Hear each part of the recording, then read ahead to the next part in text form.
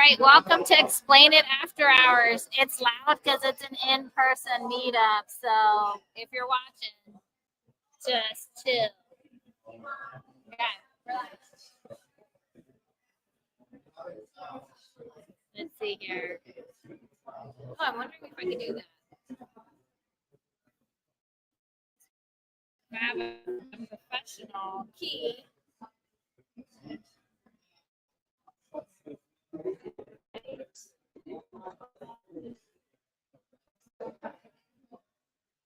See if I could do a professional key actually. Where would one find this professional key? I'll figure it. I won't do it today. All right. We're live now.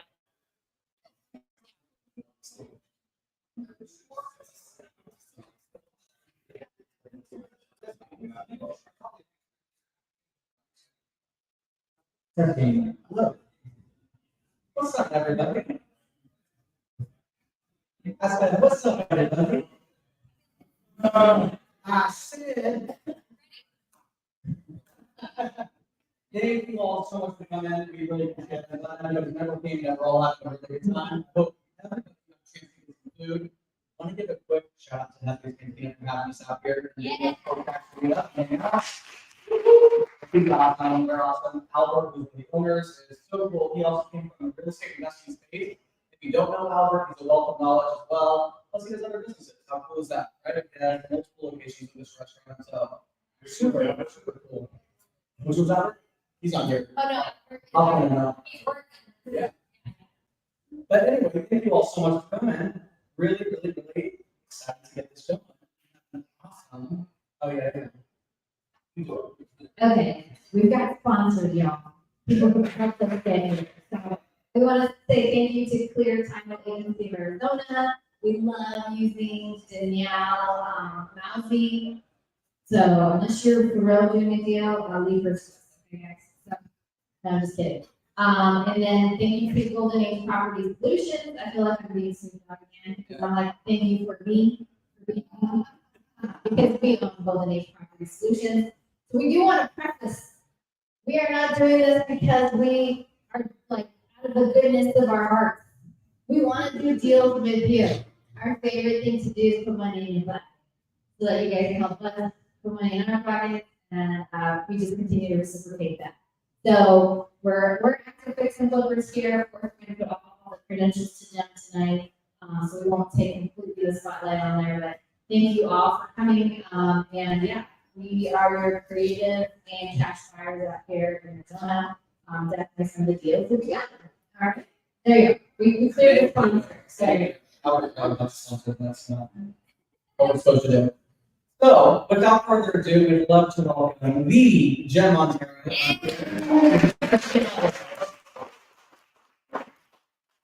The self-proclaimed best flipper in the nation. So great. So, Gem, why don't you give us a little insight about you, your flipping journey, how you got into flipping, where you're at right now, what you're looking to do, all that kind of stuff. So, people have some background. Who Gem Montero is. Everybody, so my name is Gem Montero. Steven over here mentioned. I'm an investor in flipper, but most importantly, yeah. So I want my husband. Forgot. I got you, Tammy. I got you. It's not saying it. But I wanted that there was. So with that said, I'm trying to think of what else to say. Is everybody here in sub two or who's wholesalers? Any wholesalers? Who's a wholesaler? We don't got a wholesaler. Admit it, guys. We don't have wholesalers. Sub two. How about you guys done at least like between 1 and 5 weeks? I know this guy. Who here has never done a deal before? Cool. What are you guys trying to use it? What's your name? Dimitri. What are you trying to get into flipping or flipping? What about the guys that have been done like 105 deals? Flipping, wholesaling, sub two? Building All right. Fine. We helped Jeff do his first one. And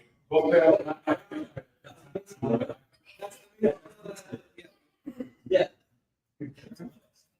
Saw that. But yeah, so like my name is Gem Montero. I'm a local investor here in Arizona. I started roughly about going on 5 years now. First 2 years, you guys are probably me and Chandler are best friends to this day. We were partners when we started. Now I'm like on my own like the last like 2 years. I flipped my first 2 years at 70 something homes. His first two. That was, yeah, that was not by myself. Like majority of it is well, almost all it's like 50, but that's with the straight flipping, like doing everything, like wholesaling. You got to remember this is the time. It's like 2020, you can really throw anything in the market. So I can call all of that. So, but the last couple of years, going into 3 years now, I'm at 70 something. So I've had a lot of experience.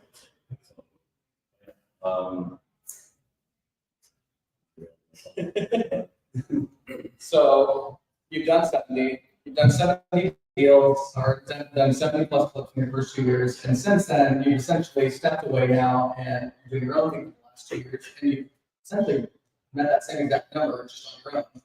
How did that happen? How did you go from having a partner doing all this volume cranking to saying, me, Gem Montero, by myself, I'm now going to go, I'm going to do all the things myself, I'm going to manage the crews myself, I'm going to put this all on me. A, why did that happen? And then B, how did you do that? Because it's Ingryd and I are working a lot of clips. I used to do a lot of clips by myself. And it's a lot easier when somebody's looking for deals, somebody's helping raise all the private money. I don't have to worry about the design. Are we staying on time? Are we staying on budget? And then on the back end for Ingryd, that makes a lot of sense too, because she doesn't really have to go over the numbers or look at the invoices, no check materials or anything like that. You decided to throw away the partnership, it sounds like, not throw it away, but separate, you know what I mean? Screw down. Down, settle down. Yeah, that's not we all. But you decided, hey, I'm gonna go out and do my own thing. What did that transition look like? Well, the transition looked like, so I don't know if you guys remember, but June 2022, the market. So I had one choice, basically, I keep going, or basically, so, or yeah, maybe not. So like prior to what I'm doing now, as an investor, I had a W-2 job, me and my wife.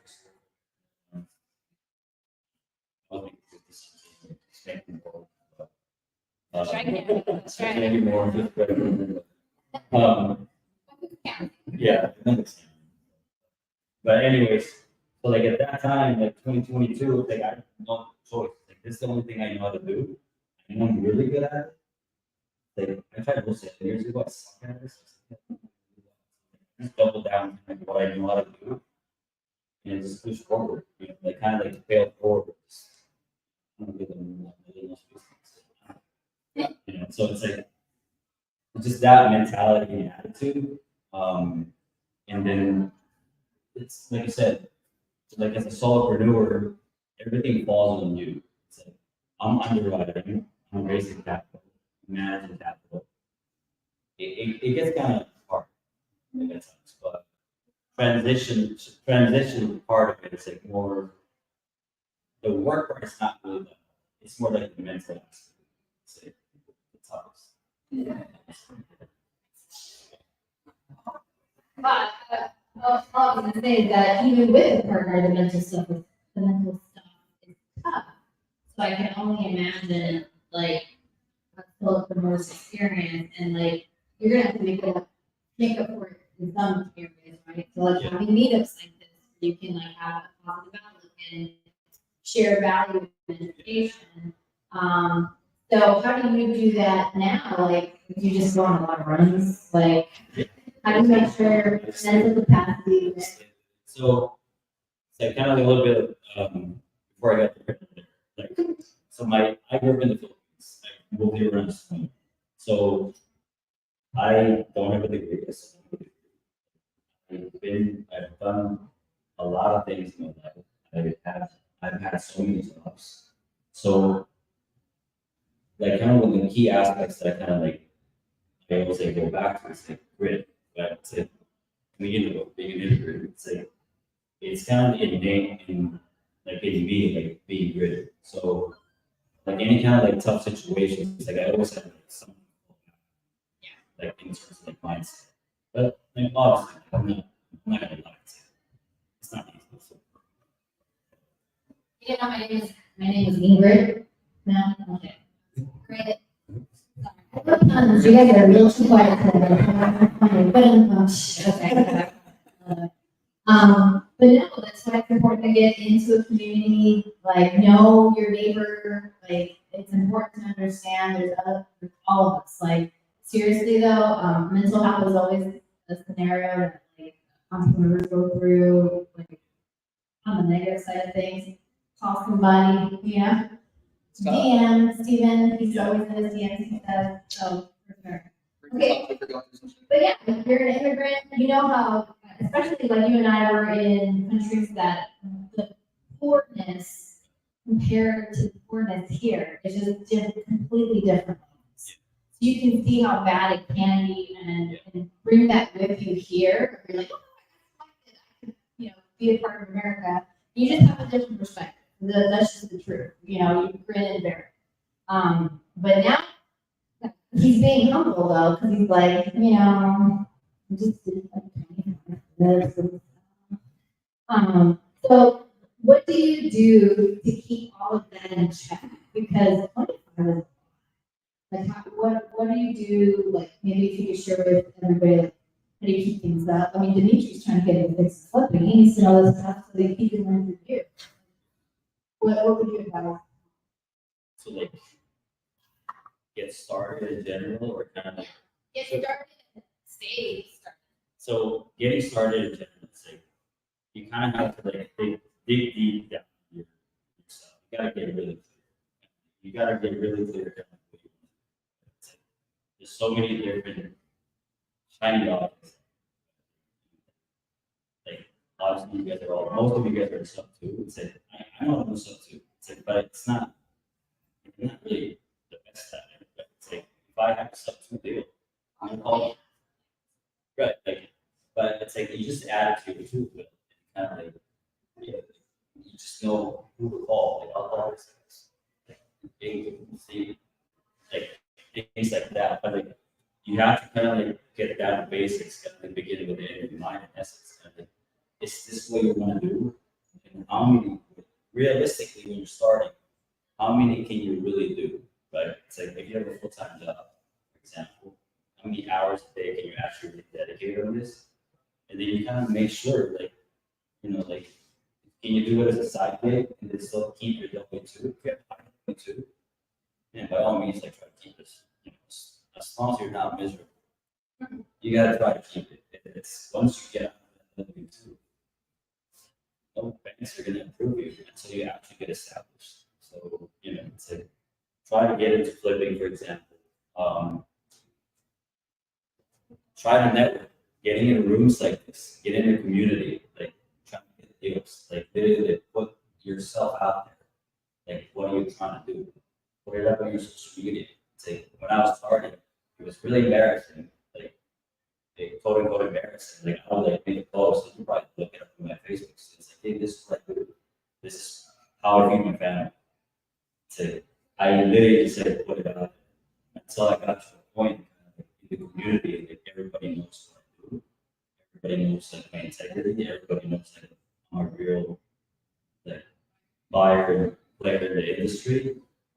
that's when you kind of get attraction. But like, in the very beginning, like you have to just say yes, like almost everything.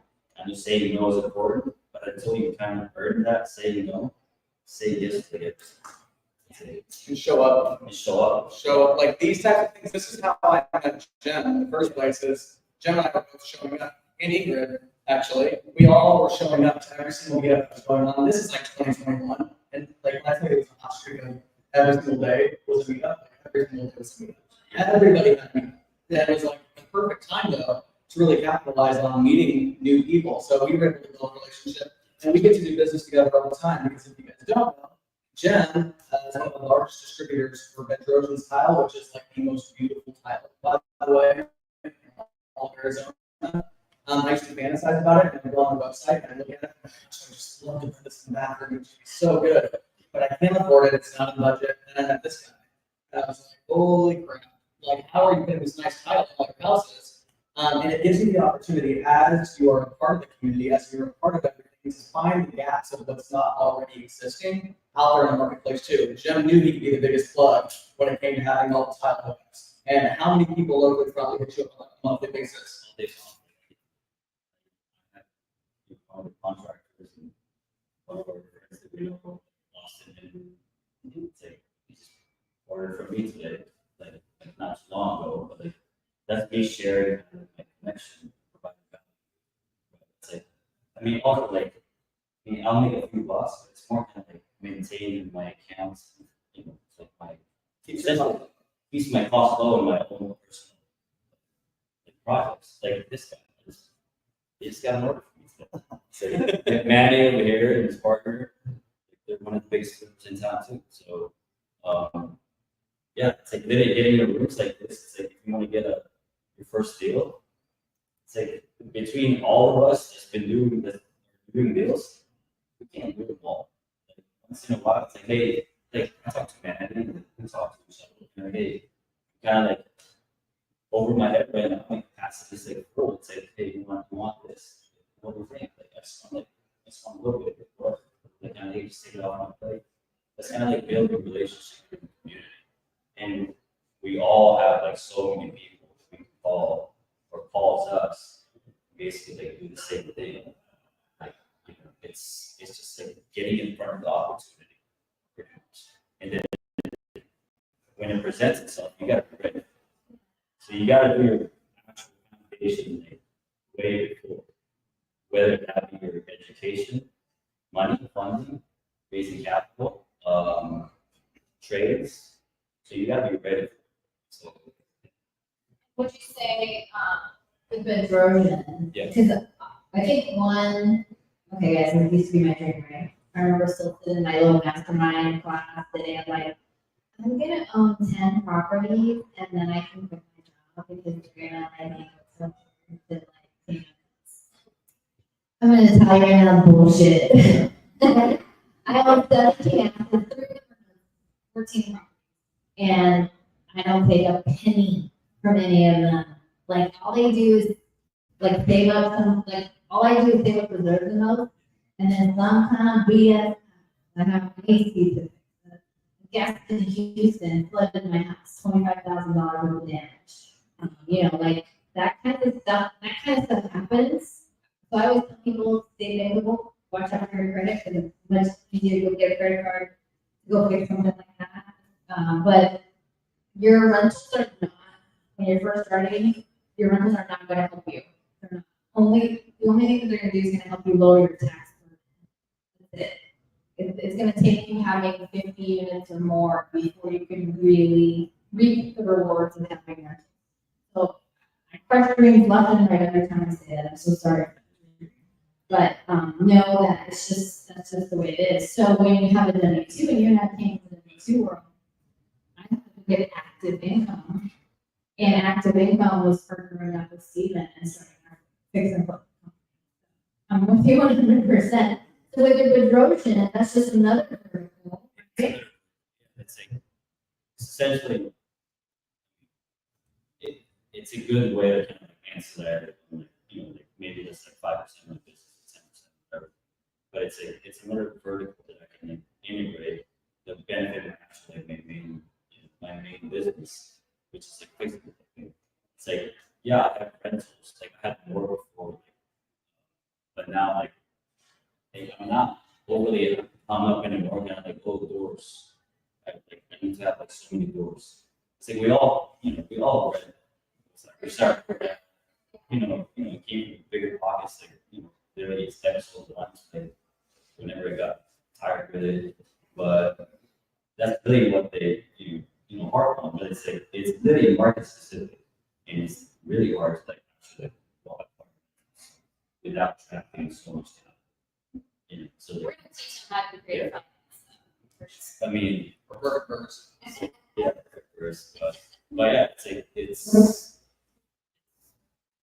yeah, it's not gonna make you rich in essence, maybe over time, but it's definitely not gonna pay your bills. But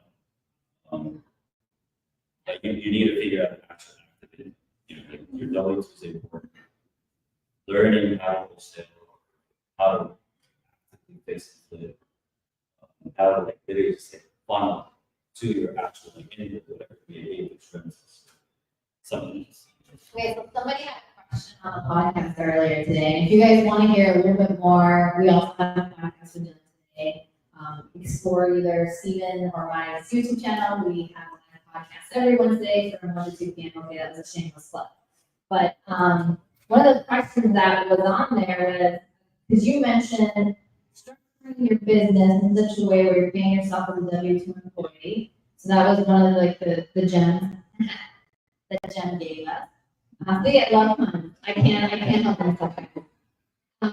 The other is the question that somebody asked, I didn't think we answered it, was like, do you also like put a management fee in there so then you take a little from more? How do you do? Oh, management. Yeah, management. I personally don't. People do it, but it's like I mean, probably a good amount of you are familiar with it. My main LLC is not CPA, it's a check CPA tax strategist, but then my main LLC is set up as an S corp, and then I'm an employee of basically my The company. lawyer is not that, because that's always a good thing. Then, then I'm basically like, lowering, I'm just passing through the proceeds and.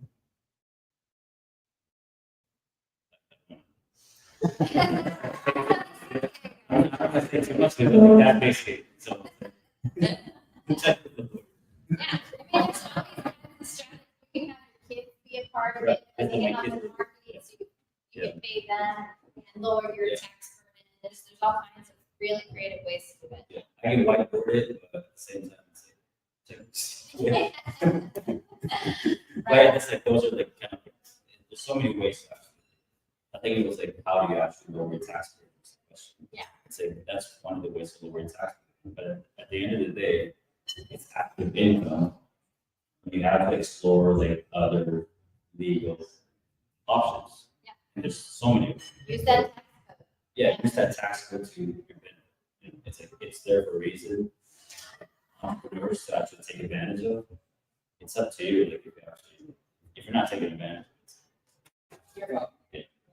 I do have a question. So there are so many different ways that you can make money in real estate. You can wholesale. We talked about, you can fix and flip, you can buy rentals. I have a property management business. You're an agent. I mean, there's an endless supply of opportunities of what you can do in real estate to make the active income.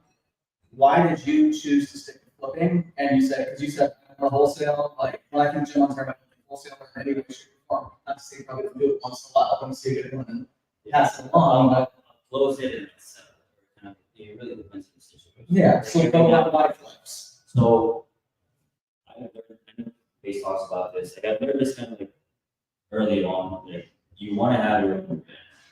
You wanna be the person that, like, hey, if people think about you, this is your brand. So like, I purposely kind of like branded myself, like, hey, this is the guy. And then, just gonna put a good product out there. It's easier to have literally an avatar, like, hey, this is your, I'm like, this is what I do. Whatever I do, I just basically pick and choose my exercise. my business strategy is primarily flip. Do X, Y, and Z. It just depends on what the situation is.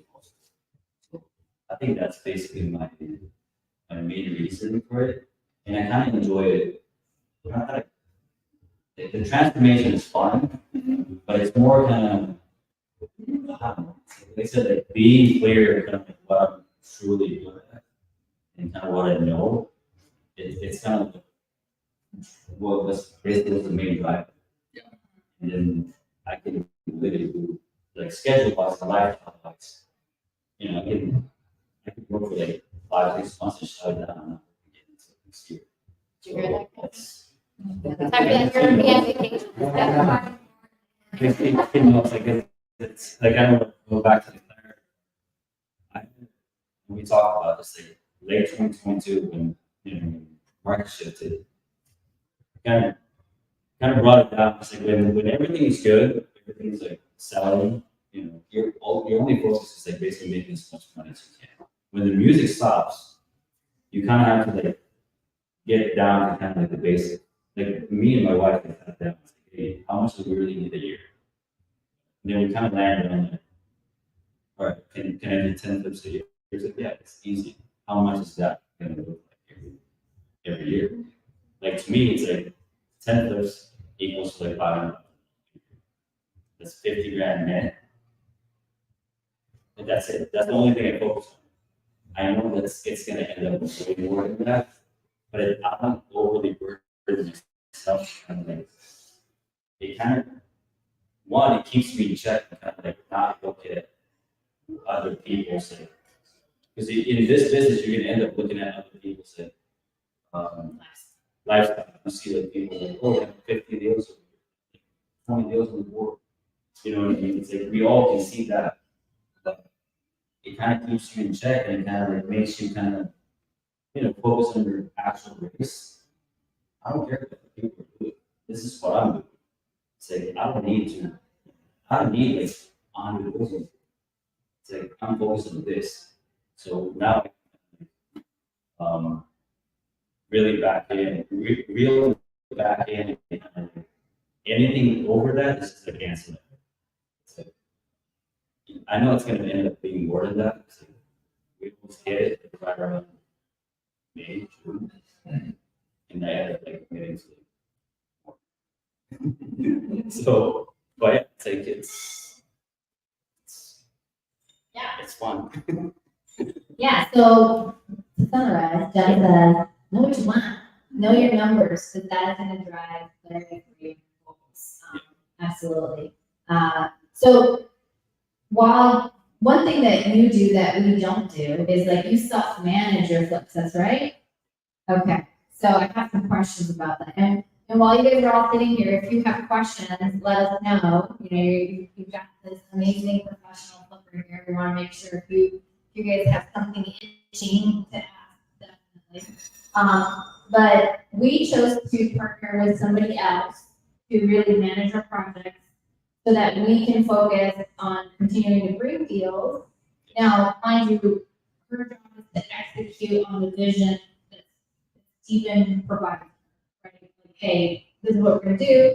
We're working on our system still. Okay, flip number 2, and except for X, Y, and Z. So how is it for you? I'm like, are you okay? Because I met so many people, especially when you got like, I don't know, 7 going at once or whatnot. 7 right now. I was stupid. No, so yeah, I choose to like personally like self-manage it. Not that like kind of like my guys and contracts and like do their thing. I've been working obviously like when you work with certain crews and trades for several years, you kind of know kind of each other. So they kind of know kind of like what quality we're looking at. Yes. Take a little bit. I can understand it. I can pick it up a little bit, but yeah, managing it is like it gets a little like hard, and you kind of have to have your threshold. Like, hey, realistically, what's the number of flips that you can actually do? Like, that's not gonna like literally cost grand damage.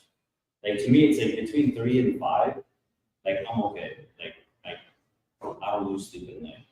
But like, when I actually like crossed that, like, a few months ago, I had 9. It's like, it was pretty rough. So, like, not going at the same time, but it's like, knowing kind of like your capabilities, your strengths and weaknesses, you can kind of like, like, kind of like play around with your management stuff. But to your point, it's like, just, yeah, finding that balance, like the actual, how many active moves that you can do at any given time, and kind of like personal bandwidth to, I mean, obviously, my wife, the family, the whole house. That's what. Okay, I do have one other question. Sorry, guys, who's got a question? Okay, well, I'm gonna come to you and then Lavelle. I'll leave you that one. Oh, yeah. Well, my question is a slight extension of that. So they're starting to California and Arizona. And one of the things that we have copied and pasted here, sort of, Sean, you might know this, is now you have to name the license and who was involved in any job more than $1,000 related to your flip. So is that something that you being like an owner, are you a licensed GC or like how are you managing that new law? Is it a lot? Hold on a second. It's always been a lot of different works. There you go. So the rule is, if you do construction work on a property, it's in the sale within the first 2 years of the purchase, then you have to do all the work with licensed, either a licensed general or a licensed subcontractors. And then if RFC wants the information or if you don't put it on your purchase contract. But it's always been like 20 years. Okay. But it's just never been enforced. Okay, well, as of January 1st, a lot of brokers are making sure that they're enforcing that law. So the only way I see it is by selling it off market, because then there's no broker enforcing the paperwork that is required. Yeah, there's no. Not to say you shouldn't do it, it's just no oversight. Yeah, the spies always says like, if there's like any work, whatever, Yeah. ROC. So the way I've been handling it this last couple of years, it's like any kind of major stuff, like I would say plumbing, electrical, just get a license. I mean, electrical guys, you know what I mean? It's like, but even my painter's license, but like not all it's like depends on the schedule. Obviously, like painting, like, I mean, anybody can paint, but it's like, but there's certain things that. So they're calculating risks that you're not necessarily going all in on the license. But at the same time, it's like you kind of have to be aware, like, of what you're doing in terms of the actual scope of work. If you're adding something, like make sure you're getting permits, you get a proper license, people that's needed to be involved. If they change fans, changing the paint, changing the pictures, I mean, it's kind of common sense, but it's like, you can't get every single, it's going to be really hard to be successful. This line of work, it's going to get those people. It's like if you do a certain number of volume, you kind of have to be creative in certain things. Or they never people that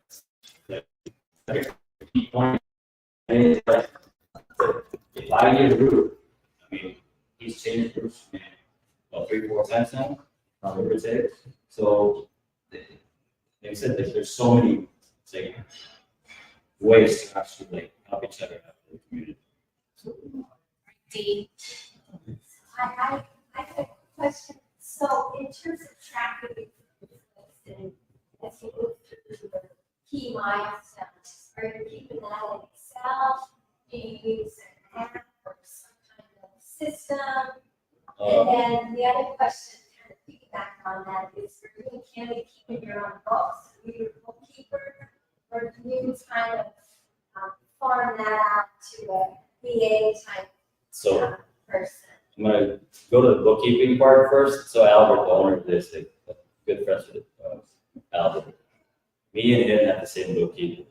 So like, she's in all my finances and she handles all of that. But we have a spreadsheet that my wife manages,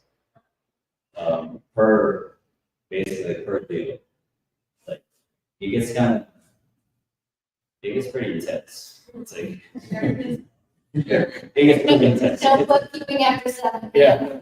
So it's, especially when we get to a certain point, like volume wise, it's like technically it should be tracking like your pennies, but it's, well, you know what I mean? It's like if I forget like $30,000 in a whole year for like Amazon and running on my business account, I'll just tell my bookkeeper, just like throw it in whatever. I don't really know what to tell you. I mean, you know, it's like, I could be like 100 items, like it's, I don't know.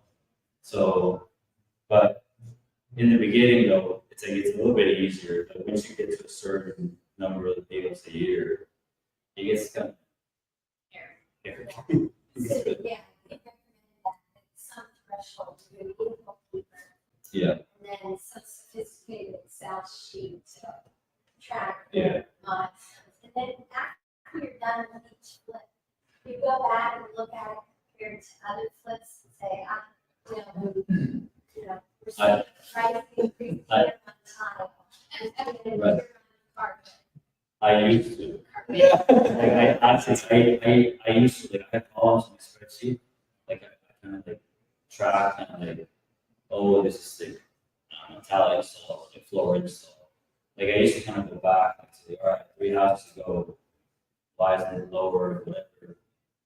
In reality, it's yes, so. You should be able to have It's like, well, she can barely keep up, so it's like, it's really, it gets really, in terms of like, the bookkeeping part gets really hard, like, I'm not gonna say. But I used to track it more, not track it, but kind of analyze it more, and hidden depth. But now I'm kind of at the point, I kind of know what my trade, you know, my will charge me for, let's say, tally install for 7 square feet with tub, and then a 30 square feet, like, floor. I know that's gonna be around 15, 16. Like, just like, but and then whatever my material cost is, that could be another, like, $5. So that whole bathroom can be between 3 and 4,000. It depends on the finish.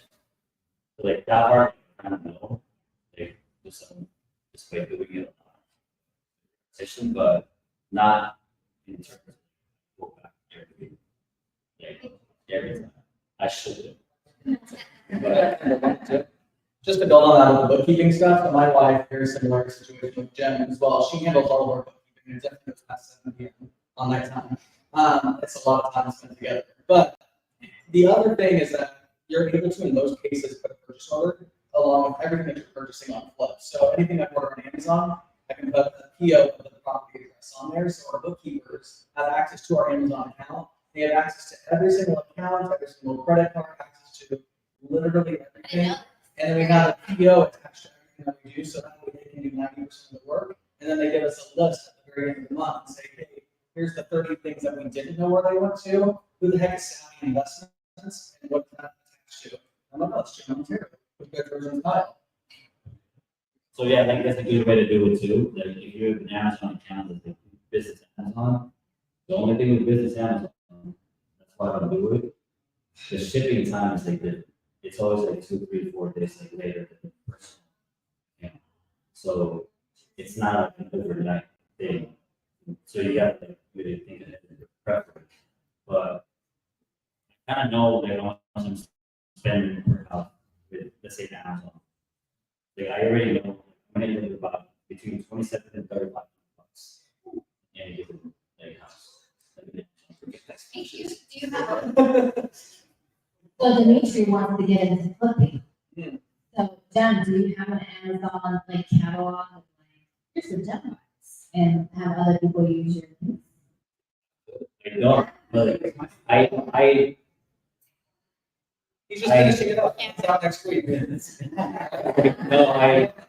I Google Sheets that I use essentially, you know, like literally down to the paint, all the way to baseboards and all the way to the plus hinges, the door stops, like doorknobs, like everything. I have it rigged and everything. I'm trying to polish it and then I'll share it to you guys. And then kind of like this is kind of, it's all based on like what design I'm using. And then I'll change it.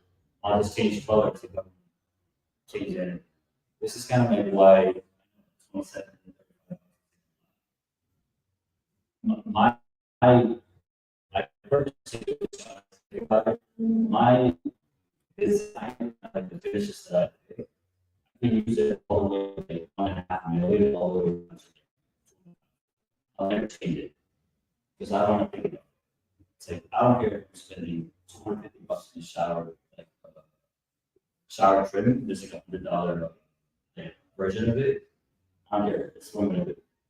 Yeah, other people do it. This is just the way I do it. So it's less, less brain power I have to use. Other people have different, obviously, like other methods like what works for them. But this is just the way I do it. It's like I never, whatever finishes I do, I can take it all the way to like 1.5. It will work because I'm trying. So And this is what Jen's brand. So we're on a podcast earlier today. I look at houses that go for sale, like Jen designed them.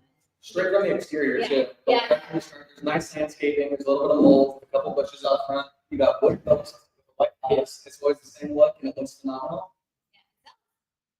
it's very possible. But if he made it easy on himself too, without having to recreate the process every single time, when I first come to flipping, every single project was a passion project. And I got to get all of my fantasies out of my system of everything I've ever wanted in the house. And I lost a ton of money too doing that. But they looked really cool. And some of those are on top of my Instagram page. I still flex on even when I lost money.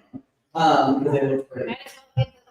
Yeah, exactly. I'm getting something. But that said, then we really dialed it back. And this is what Jem's really perfected so well is having the rinse and repeat process. And it's something that's so repeatable, regardless of the price point, essentially, is what he's saying too. Obviously, when we're getting into $2-3+ million houses, even that though, I'm seeing $2-3 million houses with floor and decor tile. I'm seeing them with the cheaper finishes because of the cost that it takes to maintain and keep that up. You, on the other hand, have this 5-star quality, no matter what price point you're hitting, and that's why your houses, I mean, I've seen you post houses before where I've seen the nearest comp 500, and you had it listed for 550, and it was gone the next day. And I'm like, how They do it. in 2022? What? What's going on? It's kind of like I chose to do it that way mainly so I don't like think about it, and at the same time like I know like like as best as possible product. To go back to like I always use Delta trims or Delta valves. I'm not gonna go to bed and sleep at night and think about like shooting is that gonna be like next year. It's like if it leaks, it's Delta's not a problem. It's like, at least I went to bed and like really like, hey, I put my best foot forward out there. I know the products are good, the finishes are good, and probably it's like really, oh yeah, it did. Like, it did that house and it's made next. And it's easier to sell. Yeah. People can tell like if you have to like carry the product. I've always kind of viewed it too as without having to overspend, right? Keep it within budget, doing it the way that Gem does it.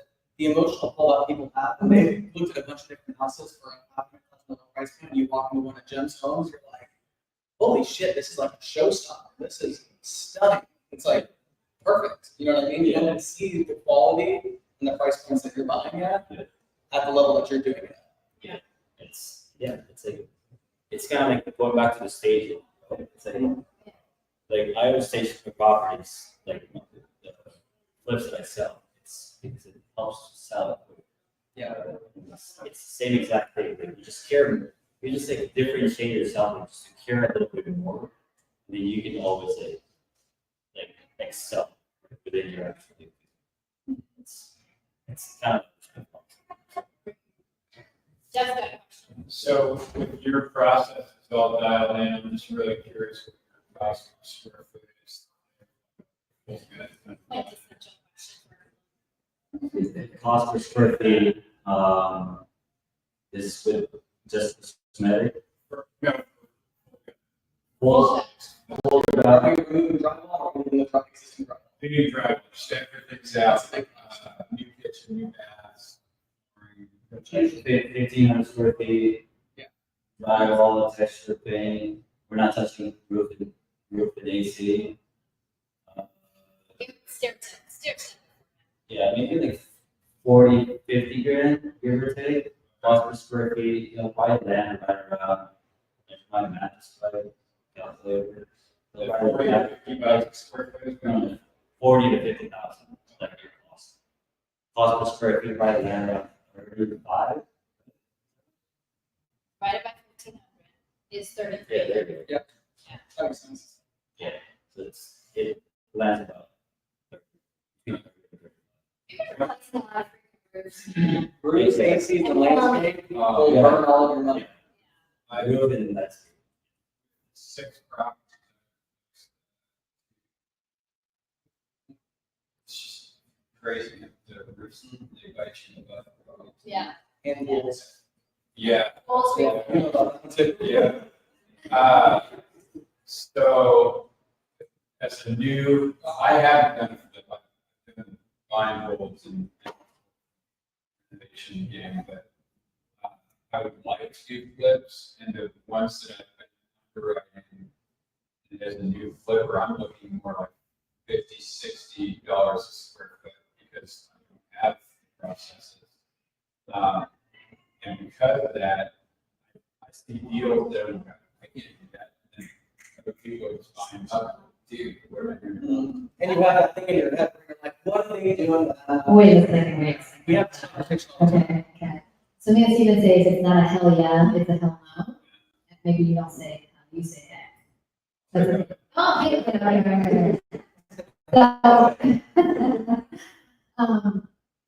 so, what I did after feeling that same way you're feeling right now, because I feel like, I'm like, what am I doing? I'm like, I'm writing like 5 to 7 deals a day and I'm saying no to all of them. So what I've done recently, I was like a month ago, I went back to some of the ones that I said no to, where I was like, what happened? And I kid you not, like 2 or 3 of them are foreclosure, pre-foreclosure. It's because somebody did say yes and didn't negotiate that price. So as much as it feels like I want to say yes, go check out your numbers, because I probably now have that feeling like, oh, I do know what I'm doing, because this was not. That has been a constellation. I mean, it feels awful. I don't want people losing, honestly. Like, I feel bad that somebody said yes. But I will also do one other thing, and I think you guys are the same way. Like, I don't buy that, but I'll buy this. So at least give them some opportunity to trade down if it can. So, do you have a question? Yeah, so. Keep it wrong. Now we're looking for high goal, we have not put in front for a long time. My question is like, you know, how do you mitigate it? What are your thoughts on the current market entering? It kind of ties to what you were just saying, looking at the deals and analyzing them.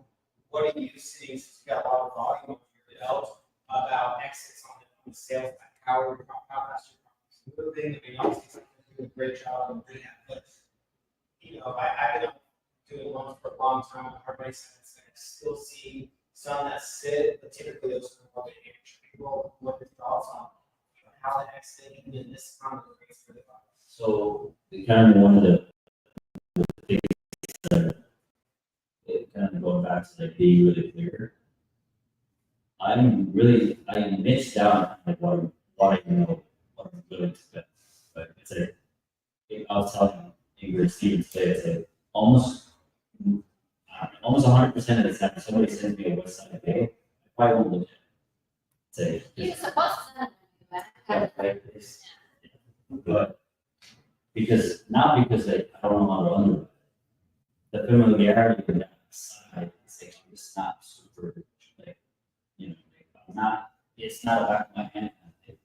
If you give me a Gilbert deal, or like Chandler 85225, say, like you're selling to me for like 350, and I can tell Ada it's like 500 or 520. And it's only gonna be like maybe like 60 tops. Sure.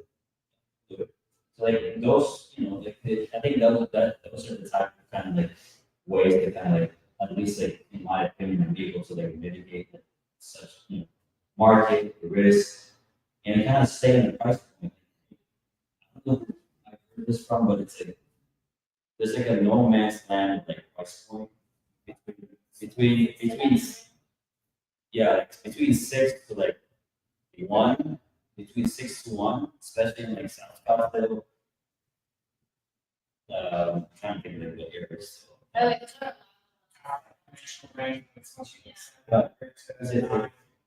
Their rates, right, like the jumbo ones, is like rates are low compared to like last year. But people that buy between like 6 to 1 million, they're still affected by the rates. It's not like they don't care about extra, you know, extra 500 bucks. They still care about it. Then like paying $3,000 a month for a mortgage on a $700,000 property. Let's say in North Tennessee, it's like you kind of have to have your own. It's kind of, I don't know if I'd be willing to pay this much, like if I would buy the house. You know, it's like it's more kind of not necessarily a gut feeling, but it's more kind of like being super familiar with like actually in the value. It's like, I mean, a lot of people make money. Don't get me wrong, a lot of people make money.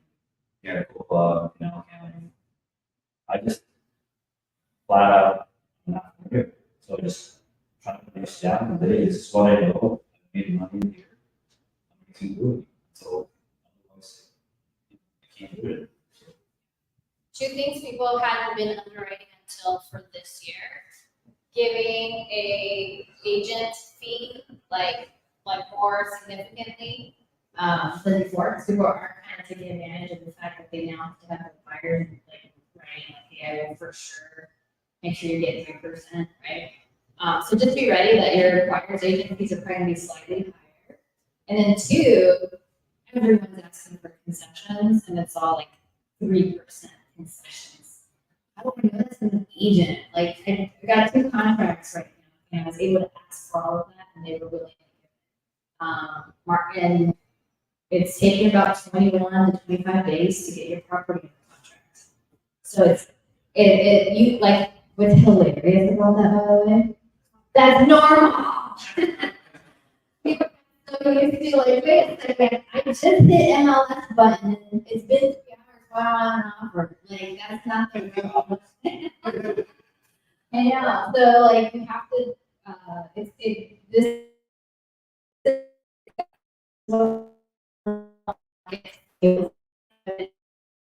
we've been kind of in the last few years. With all that too. So when it comes to the marketplace as well. So I'm going to butcher her name, but Tina Tambar, her name, every single month goes over the entire market. So anybody that has the ability, so there's an investor named Augie Pennant, and he's here locally. He usually does a meetup once a month at least up in North Scottsdale. He brings her in all the time. She does so many different events and so many different types of meetups too, but she'll break down for you where the trends are going, what the data is saying, what markets are increasing the most, what markets are decreasing the most, which one has the most active buyers, all that kind of stuff. So staying up to date on what's actually happening in the marketplace too is a huge piece of it. And Gem stays in the hottest parts of the market. Mesa, Chandler, Gilbert, Queen Creek. That's like your main stomping grounds. Every time I step out of my stomping grounds, I'm always like, I didn't love doing that. And I'm sure you probably feel the same way. How's stomping grounds doing that? It's okay. Been in the market 2 months. It's getting a lot of those activities, but out of the contract. it's a good, like, I'm learning, that's my first good technical. Yes, I'm learning now, like, it's technically a 55%. A lot of people, like, just take their time, like, actual activity is there. I can see activity, like, I'm not aging on it, but they send me the actual short request. But. Well, it's and just a mine, good- mine Yes, so right now, it's, it starts from now.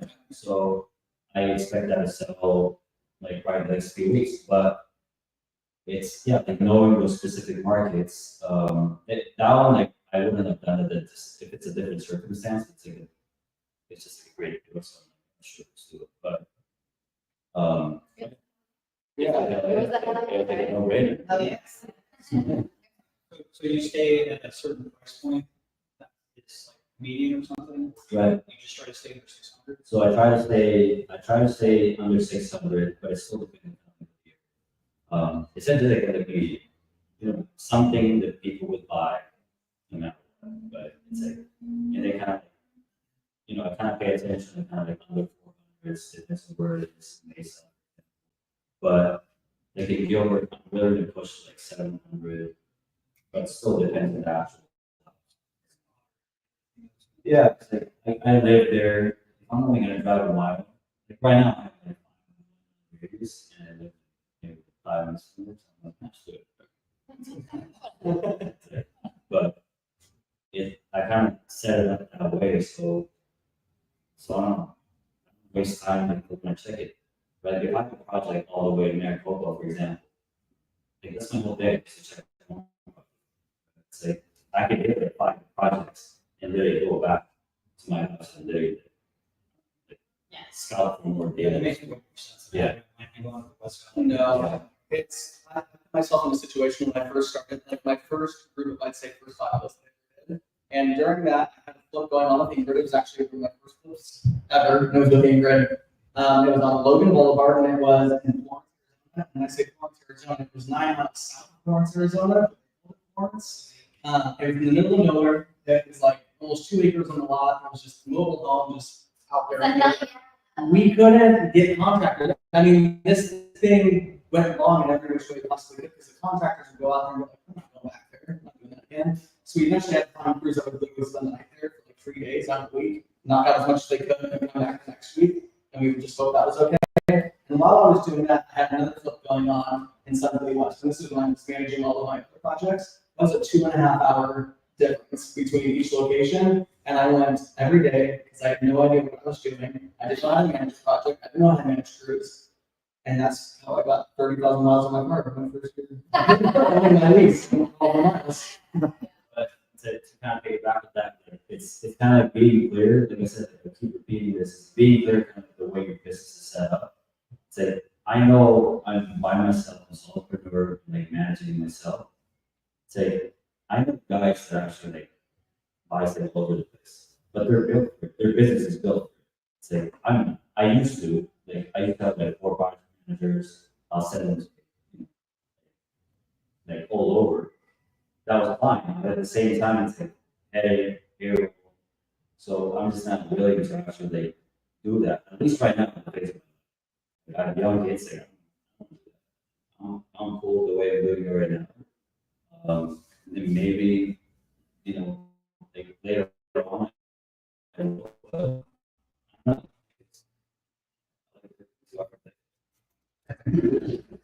That's one of the biggest allures to flipping too. So you can wholesale, and you can make good reps good at wholesaling. Unless it was good, but you can make good reps good at wholesaling, but it's a consistent grind. This is why I always put everybody towards flipping. Like there's more risk, there's more learning curve when it comes to flipping. Once you get it down, after you do a handful of deals, you'll truly have a pretty strong understanding. You just have to get through this first set of deals. But it's way, way less of a grind because you are the person that all the wholesalers are looking for. So all it takes is, and this works your way, you go post a story, take a photo right now, and you're like, hey, we're all looking for deals. And I get a bunch of wholesalers hitting me up all night long. It would happen to all of us. So it takes the stress away on a lot of that kind of stuff. You do have to underwrite a lot. But I just don't think that's that hard versus grinding out 300 phone calls, every every single day if you can make it that way. The other side of that too is if anybody here has any kind of future plans of having any rental properties, the ability to fix and flip and understand the cost and what it's going to take and the value you can create within a property is huge. That's how I have 17 rental houses currently. I was able to get all of them a perfect word, get all my money back out because I was fixing flipping. I knew what my cost basis was. I knew what it was going to cost. I knew what the value was going to be at the end of the day. And had I not been fixing flipping, I wouldn't know how to do that. I wouldn't know how to go add the extra value or an extra bedroom or turn a house into a triplex in certain situations, right? Having that background knowledge is going to open so many more doors for you. So I think you're doing yourself a disservice if you're just thinking, I just want to wholesale. It's a skill set. If you're really taking that, everybody should. It's something everyone throws at. Yes. Like, I don't know really old wholesalers, other than those who like it. Yeah, well, that's a different, but he scaled it completely different. By wholesale, I mean, if you're one person, I know exactly one. And exactly, is a Rockwell, Steven Rockwell. He's been a single wholesaler for like many, many, many years. That's it. So you have to think about that when you're building your business. For me, wholesaling was a step into what real estate was supposed to be for me. So I would say don't get hung up on it. One of the beautiful things about running a wholesale business is a low risk business, and it teaches you so much about business.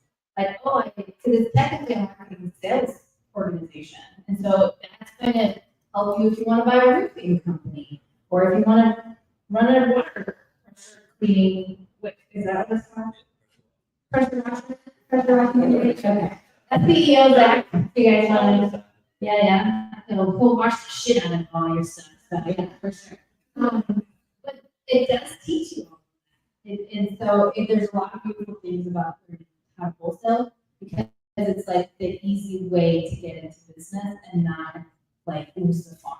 So, well, I know that we're getting close to our time. So is there anything you didn't share with the crowd that you feel is important for them to know? Like, hurry it up or go all in.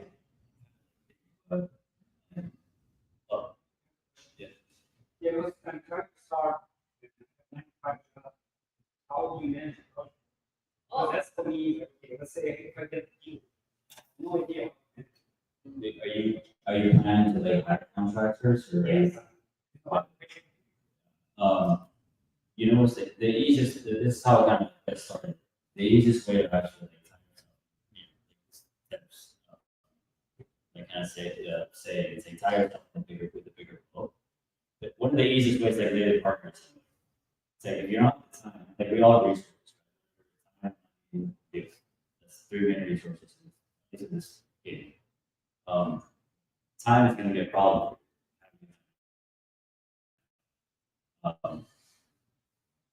But if you can actually like partner with somebody that's the deal with the know-how, or just the know-how, and like here's what can you help me like go make this cake?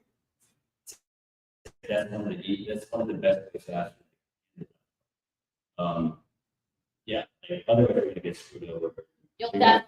Yeah, you're gonna check the project at 6 o'clock. Thursday.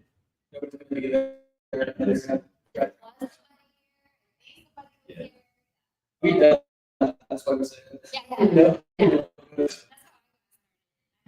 Too, and my first few deals, I always like squatted up with somebody else. Yeah. Steven, I did a deal with a couple of dudes that are not in the business anymore, but like, yeah, they taught me some of the things, and then I was like, oh, I could do this. But at the end of the day, if you're not in it 100% of the time, you should team up with somebody who has that Yeah. capacity. That has that time. I'm like, leverage that time part. Where if you have family members, whatever. You bring the deal and the funding, and they'll do the project. Yeah, kind of here, run this for me, I'll give you 20%. Yeah. Pretty much. Yeah. I think that's the part and the Yeah. help that situation. Yeah, and I mean, do you do this? Like, we have some lenders who want that experience. And so what we do is we'll have the walk, we'll tell them what we're planning, we connect them with our project manager. She puts all our line items in Build Book.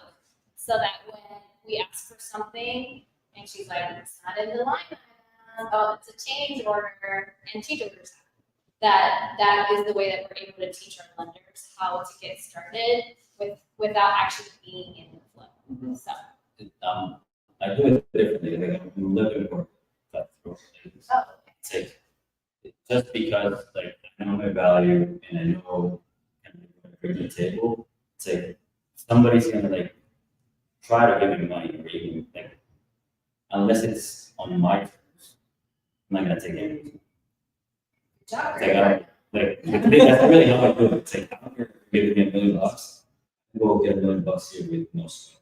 So you know it's like I'm gonna take at least half of do they have to it. take I mean, I'm gonna tell you kind of like, you know, kind of what I'm doing. I don't want basically, because I'm the one that's like basically managing it. I don't want anybody basically like hovering, kind of like, hey, what's going on with money? Like that. Yeah, I think it's less upbringing too. In a lot of these situations, it's more so learning, it's explaining Right. what these differences are, and like that's not from contract too. Like Yeah. what you're saying, like Yeah. Yeah. Like we do like 3 walkthroughs, beginning, middle, end. We will connect you with, actually, this is where we delegate, we're not solopreneurs, right? Yeah. Oh, you have questions? Oh, ask Anna. Because Anna's our contract manager, so she can be able to answer more of those things. So that's really what we've done in the past and currently. the other thing is too, if you do partner up with other people, I know it doesn't sound super exciting right at first because you're like, man, I want to make all those $50,000-$100,000 rips all on my own. And you're going to expedite your learning curve on it, but you're also going to get access to so many different resources by doing that.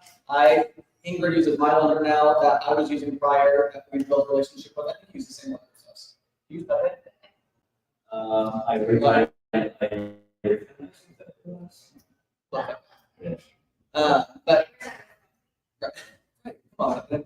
But regardless, so you're gonna get access to better lenders, you're gonna get access to raw materials. I have a GC that I was working with, he's no longer in business, and he has such deep discounts on so many different things, and I still use all of his accounts everywhere that I go because they're still marked as he's the GC for that file.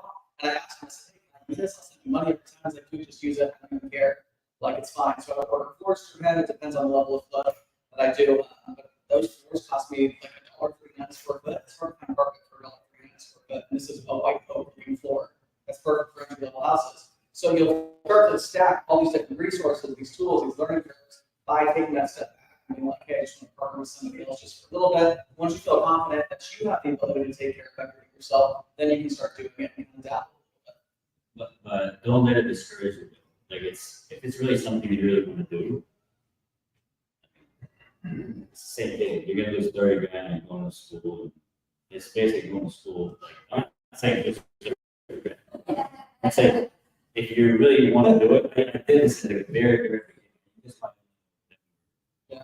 I really wanted to get into the game. I really didn't know that. I was good friends on Instagram.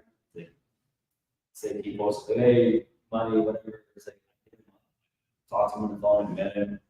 I really like $30,000. Like, hey, it's $30,000. We're just Did he tell you?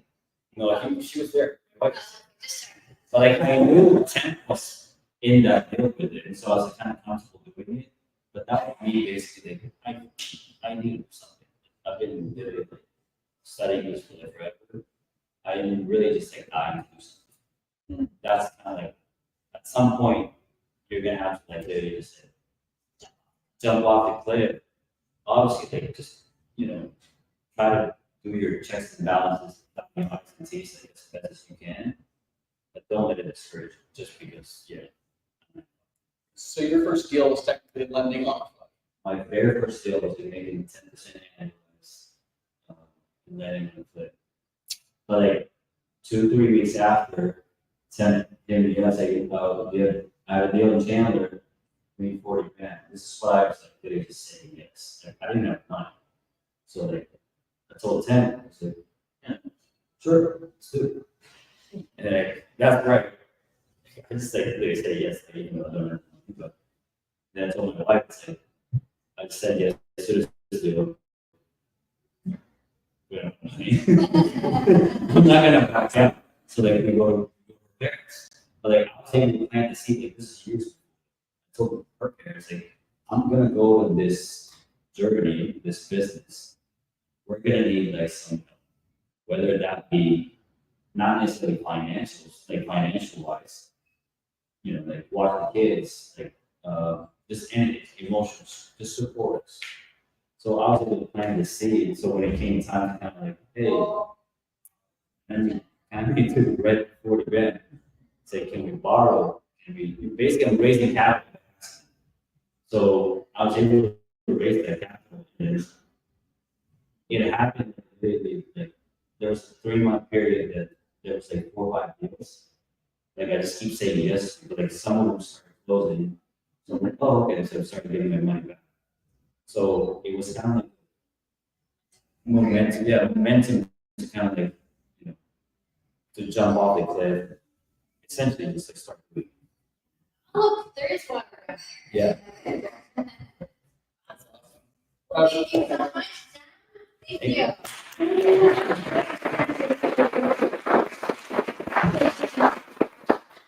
I know everybody's gonna send you deals now because you said Gilbert, Chandler, Mason. I'll take a look at it. Okay. But then he'll just send it to us. So, where can people send you deals? I'm on Instagram, obviously, like Gem Montero. Text me, 480-235-6474. It's on his It's on- Instagram bio. But yeah, you can message me, like I said, like ask me questions. I'm really bad at responding in text. And both, pretty much, like I'll try my best. You know, like if you call me and I don't know your number, most likely I won't answer. So you might want attention first. That's Everything. me and the scammers talk. So my phone is always on. So it's like I'll never see it. Well, thank you so much. Thank you guys all for coming. We have the space until 7:30. Please network, exchange numbers. Here's 2 questions that we've learned to make sure you're asking. Like, so know what do you have? And then you have to tell them like what do you need, right? So you're gonna exchange that information so that if somebody's got cash Right. and you have the deal, like this is where magic happens, okay? So again, thank you, Jen. Thank you to Clear Title Agency of Arizona for paying for the little apps that we had earlier today. Thank you to Albert Bowie, owner of Jefe's Cantina and Cocina. By the way, he's an active fixing book still. I know he's got a couple of deals going on in Chandler. And then thank you to Golden Property Solutions. That means us. Thank you to us. Anyways, please continue to network. We're here at 7:30. Thank you so much. We're going to be doing this every month, every second Monday, every month, and the location will likely change, but just follow us on Instagram and you'll know where we're at. All right, we covered that. All right, thanks, guys.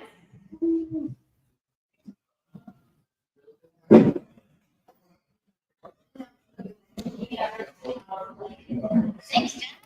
Josh, so nice to meet you.